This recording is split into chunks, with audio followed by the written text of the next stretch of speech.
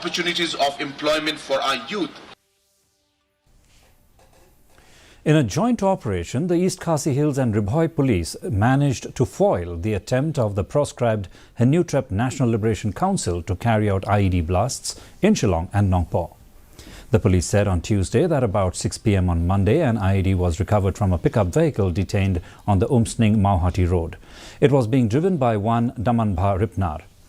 According to the police, an active sleeper cell of Hnlc consisting of 4 accused persons was subsequently busted by the police. The police seized 15 gelatine sticks, 167 splinters, a safety fuse wire, 3 non-electric detonators and 5 mobile phones from the possession of the arrested sleeper cell members.